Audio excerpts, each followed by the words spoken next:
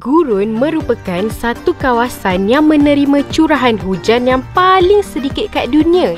Cakap pasal gurun ni, korang pernah tak terfikir tumbuhan apa yang ada kat gurun? Mesti korang fikir pokok kaktus je kan?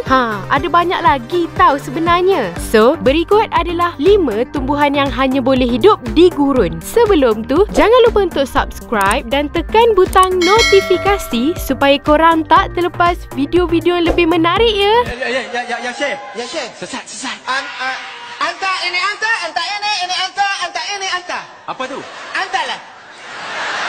Nombor 5, zaitun. Tipulah kalau korang kata tak kenal buah zaitun ni. Pokok zaitun ni telah pun wujud sejak zaman Mesir Purba lagi, dan ia merupakan bahan yang paling utama dalam bidang perubatan zaman tu sebab ia hanya boleh dijumpai di kawasan laut Mediterranean. Untuk pengetahuan korang, buah zaitun mampu menghasilkan minyak zaitun yang bagus untuk kesihatan luaran dan dalaman manusia. Penggunaan minyak zaitun amatlah popular dalam bidang kecantikan kerana ianya mampu melembutkan kulit, dan minyak zaitun juga kaya dengan vitamin E yang mana ia mampu mengurangkan kolesterol dalam badan. Malah daun dan batang zaitun pun ada khasiatnya tau, terutamanya sebagai penggalak sistem imun manusia. Nombor 4, Sahara Cypress.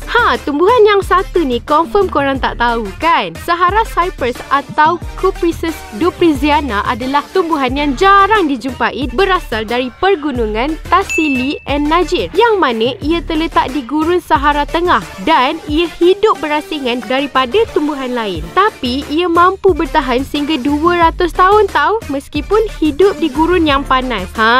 Untuk pengetahuan korang, terdapat 233 spesimen Sahara Cypress yang masih wujud sampai sekarang. Kebanyakan pokok Sahara Cypress ni telah dijadikan sebagai pohon hiasan di negara Eropah. Nombor 3, Akasia. Tumbuhan akasia merupakan pokok malar hijau yang tumbuh sepanjang 15 ke 30 meter dengan batang hingga 12 meter panjang dan 50 cm garis pusat. Malah tumbuhan yang satu ni juga dijadikan sebagai tumbuhan hiasan, pokok teduhan, dan ianya juga ditanam di ladang sebagai kayu api. Kalau korang perasan kan, penghasilan kertas, perhiasan dan peralatan kayu juga dihasilkan menggunakan tumbuhan akasia ni lah. Bukan tu je, ia turut digunakan secara meluas di India sebagai kayu dan arang. Nombor 2, daun palm. Okey, untuk pengetahuan korang, daun palm merupakan tumbuhan yang hidup subur di kawasan gurun. Daun palm banyak didapati di negara Arab Saudi dan negara-negara Timur Tengah seperti Mesir, Sudan dan kawasan sekitarnya. Untuk pengetahuan korang, tumbuhan ni mempunyai buah yang dikenali sebagai buah daun, tapi penduduk yang tinggal di gurun memanggilnya sebagai buah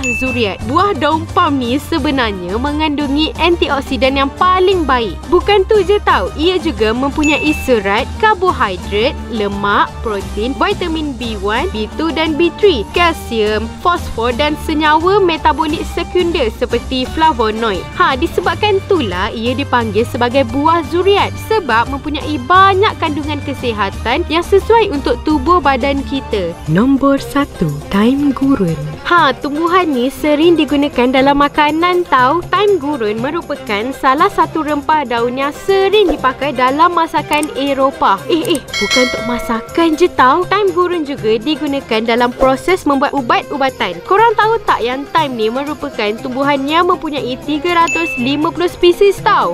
Banyak gila. Malah ia mempunyai khasiat universal, dan sekiranya korang minum teh daun thyme gurun ni, ianya dapat membantu sistem pencernaan dan mengatasi gejala demam. Untuk pengetahuan korang, tumbuhan thyme gurun ni tumbuh di dataran tinggi Sahara dan hanya memerlukan air yang sedikit je untuk proses pertumbuhan, pembungaan dan pemeliharaan. Walaupun penampilan tumbuhan ni nampak je macam kering dan keras, tapi sebenarnya tak pun. So, berikut adalah 5 tumbuhan yang hanya boleh hidup di gurun. Cuba korang komen sikit tumbuhan apa lagi yang hidup kat sana. Kita jumpa di next video ya.